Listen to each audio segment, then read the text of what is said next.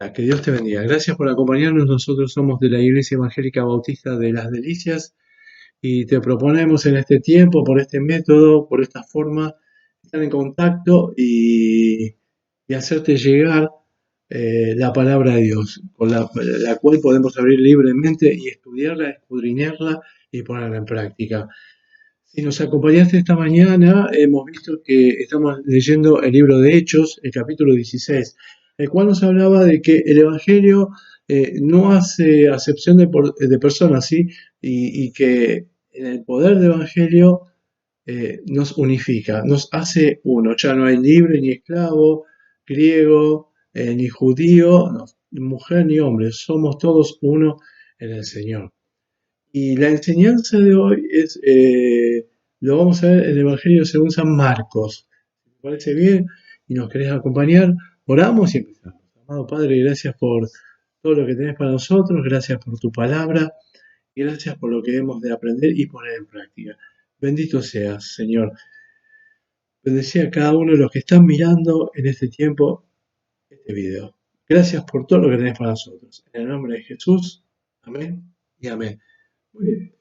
Y haciendo referencia a lo que veíamos esta mañana, vimos, ¿no?, que tanto Lidia de Tiatira como la muchacha esclava que tenía el espíritu de Pitón y el carcelero, ¿no?, los tres aceptan a Jesucristo y pasan de su condición a otra condición, de la oscuridad a la luz, de la necesidad intelectual a la llenura del espíritu, de todo lo que estaba buscando una orden hasta cumplir la orden y pasar de muerte a vida y vida en abundancia. Muy bien. Eh, lo que yo te propongo es ver lo que dice el Evangelio según San Marcos. Nosotros hacemos una estadística de los cristianos, ¿no? Todos nosotros. Y ¿cuál es el Evangelio menos leído o el más leído, ¿no?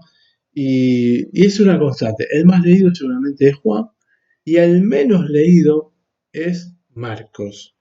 Porque pareciera que Marcos es un resumen de Mateo y Lucas, ¿no? Y muchos de los estudiosos, y está de moda, o no de moda, pero sí comprobado, que evidentemente Marcos fue el primer evangelio escrito.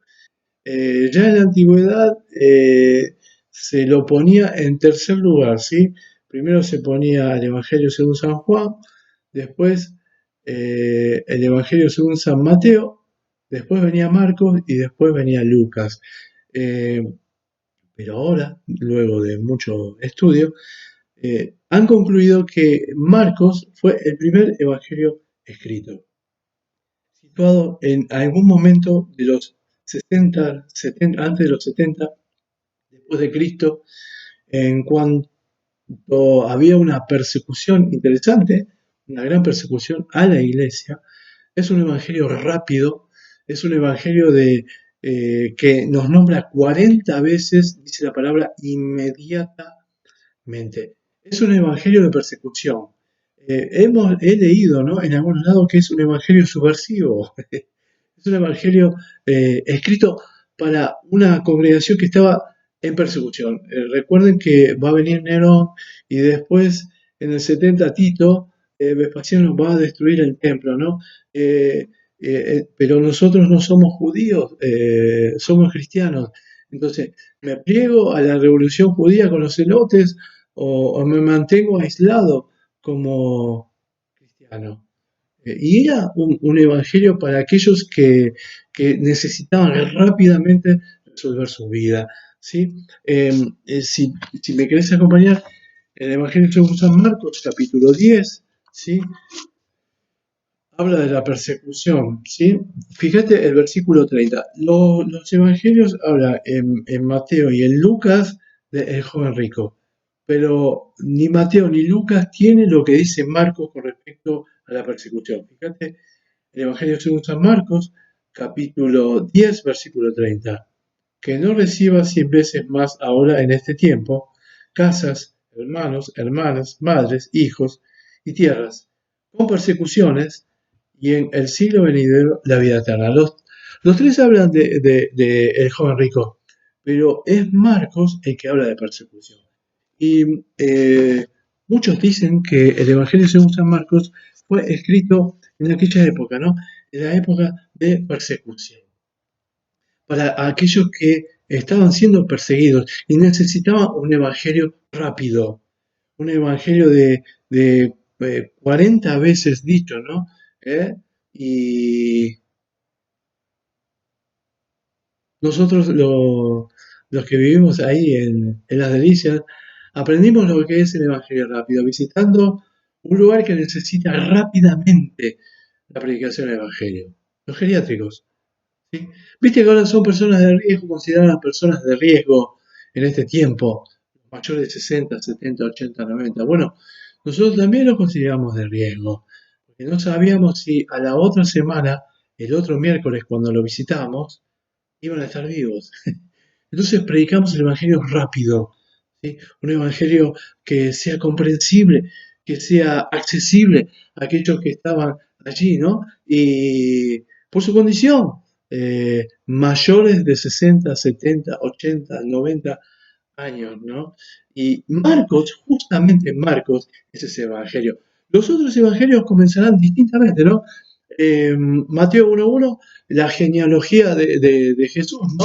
Y nos va a dar toda una genealogía para seguir, ¿no? Y Lucas 1.1, ¿sí?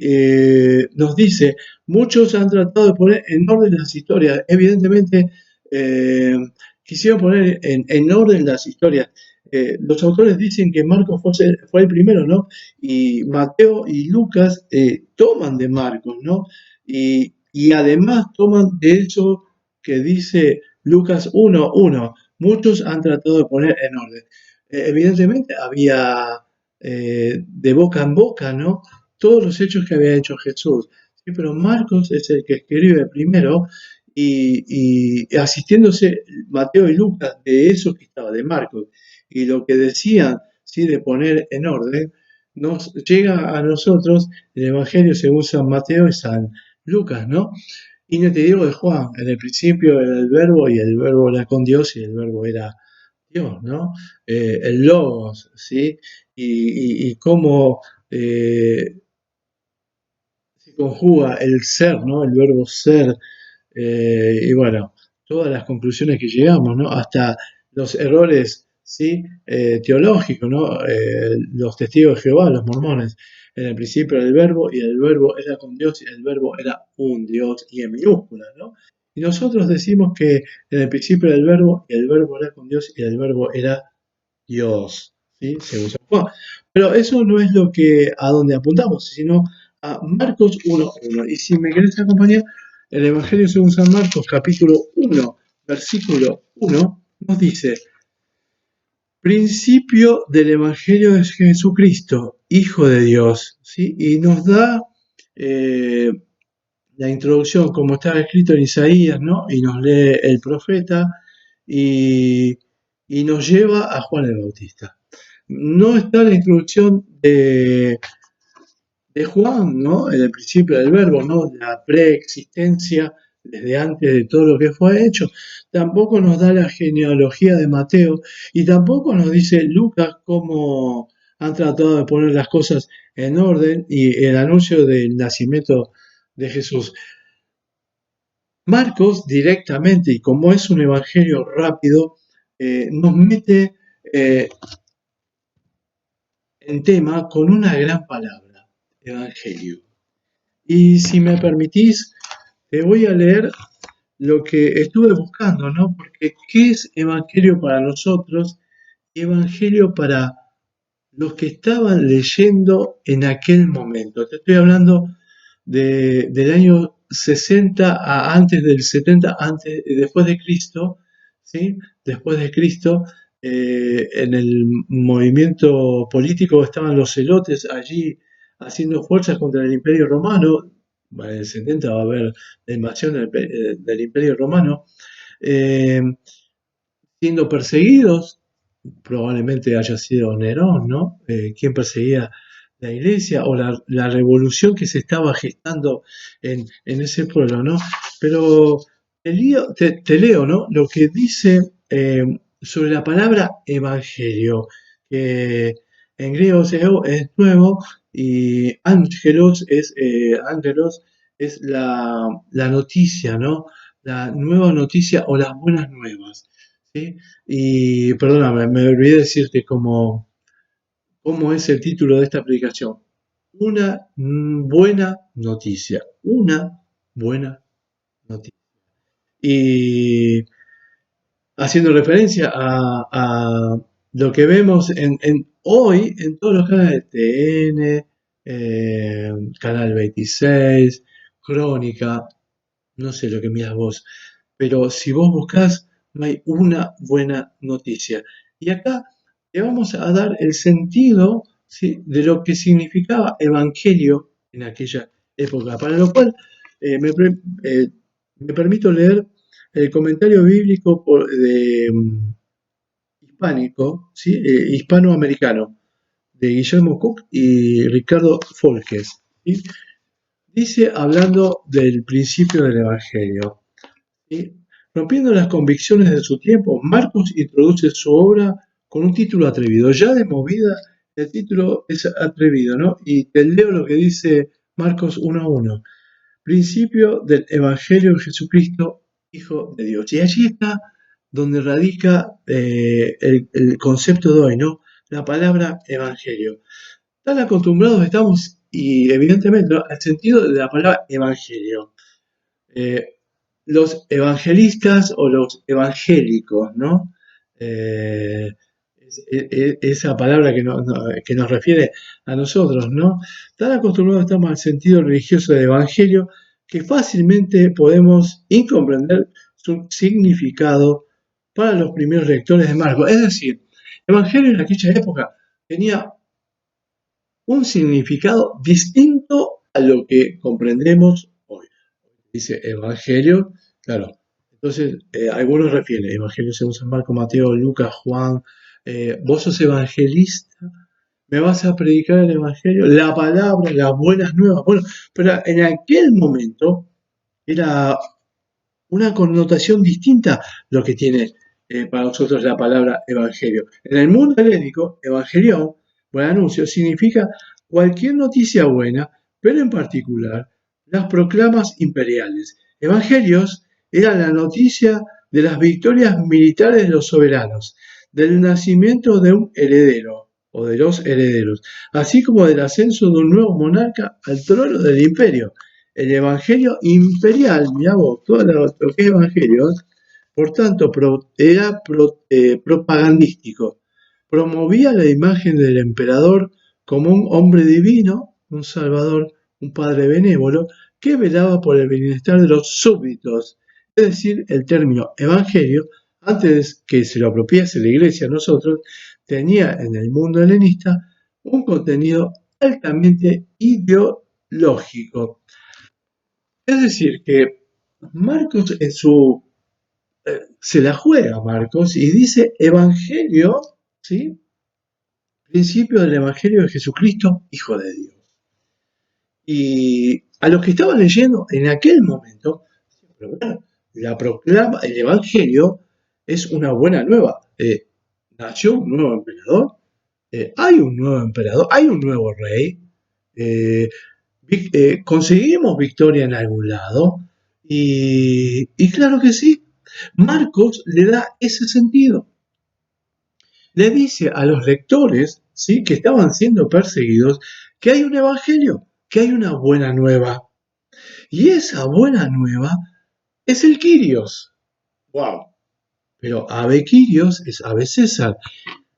Pero para nosotros, los cristianos, el ave Kyrios es otro, no es el César. Es el Cristo, el Mesías, el ungido. Es el nuevo rey que vive y reina por los siglos de los siglos.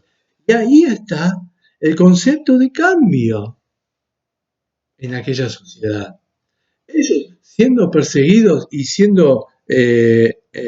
formando parte de la diáspora, ¿no?, que va a suceder luego, entienden que donde vayan deben proclamar esta nueva noticia, este evangelio.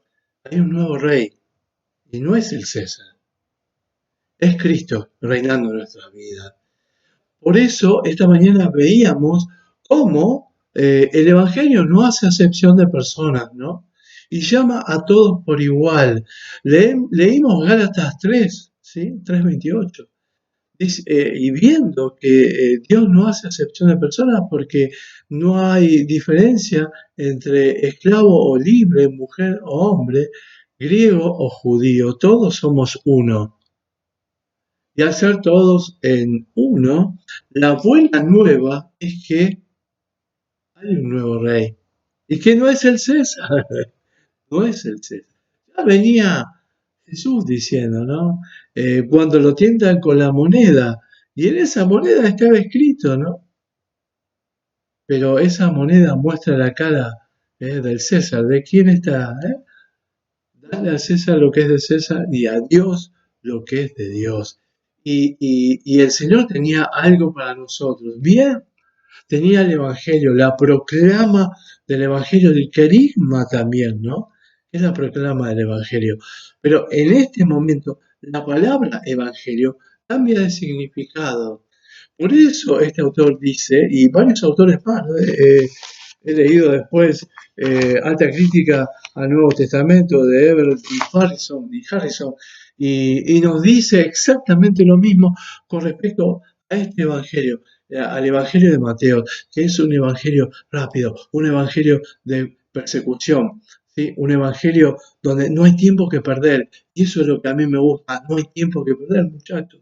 En este tiempo hay que predicar el Evangelio, pero nos suena tan familiar la palabra evangelio para nosotros, ¿sí? Los cristianos, que en aquel momento, cuando Marcos escribe su evangelio, resultaba revolucionario, tan revolucionario como Juan 1:1, ¿no? El logos, el verbo, ¿sí? Bueno, en este momento Marcos utiliza la palabra evangelio, buena nueva, que cambia totalmente de significado. En aquel momento era algo referido al imperio, algo referido a ganar las batallas, algo referido al nacimiento de un heredero. Para nosotros es el nacimiento del Salvador, es la entrega total y absoluta de su vida en favor nuestro en una cruz, haber vencido a la muerte, el único enemigo que nosotros no podemos vencer. Al tercer día resucitó y hoy vive y reina por los siglos de los siglos. Por eso, el Evangelio para nosotros, ¿no? La palabra Evangelio cambia totalmente de significado, radicalmente de significado. En aquel momento era una proclama política, hoy es una proclama de vida, vida de abundancia. El Evangelio no hace acepción de personas porque Dios no hace acepción de personas. Es para el rico, es para el esclavo, es para el trabajador, es para toda clase social. El Evangelio está para vos, que en algún momento de tu vida, ¿sí? Te diste cuenta que cuando pusiste la cabeza y te fuiste a dormir, no podés conciliar el sueño, porque por más que tenga todo lo que tenga, hay algo que te falta. Y eso que te falta es Dios. Cristo en tu vida reinando, morando en tu corazón. Nosotros, desde la Iglesia Evangélica Bautista de Las Delicias, te hacemos este llamado, ¿sí? Para que comprendas y entiendas que el Evangelio es para vos. Es la palabra, es la buena noticia que no ves en internet, en los canales. Es la buena noticia que Dios tiene desde hace muchísimo tiempo. Envió un Salvador para rescatarte, para pagar por lo que vos merecías pagar. Tu cuenta está saldada. Dios envió a Jesucristo para que vos tengas vida y vida en abundancia. Y de eso se trata el Evangelio, de tener una vida nueva, de comprender que hay una buena noticia, por más que vos escuches lo que escuchen, que Jesucristo vino para salvar al mundo.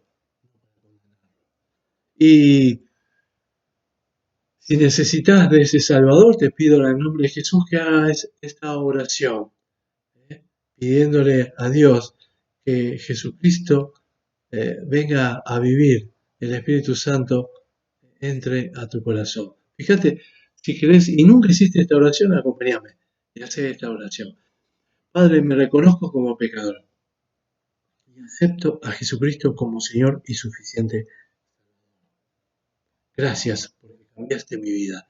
Gracias por las buenas noticias, porque ahora me entero que hay un Salvador y que Él vino en rescate por mí. Gracias, en el nombre de Cristo Jesús. Amén y amén. Si hiciste esta oración por primera vez y entregaste tu vida a Dios y aceptaste a Jesucristo como Señor y suficiente Salvador, te pido por favor que lo hagas saber a cualquiera que te haya hecho ver este video, al hermano que te haya acercado esta afirmación, decirle que hiciste esta oración por primera vez. Hay gozo en los cielos y gozo en nosotros también, por cualquiera que se arrepiente y pasa de muerte a vida y vida en abundancia. Gracias por este tiempo, gracias por escucharnos. Bendiciones, que Dios te bendiga ricamente en lo que viene en esta semana. Cuídate y cuida a tu prójimo. Son las dos leyes que nos dio Dios para nosotros. Amar a Dios con todo lo que somos, ¿sí? Dice su palabra. Y a mi prójimo como a mí mismo. Que Dios te bendiga ricamente. Gracias.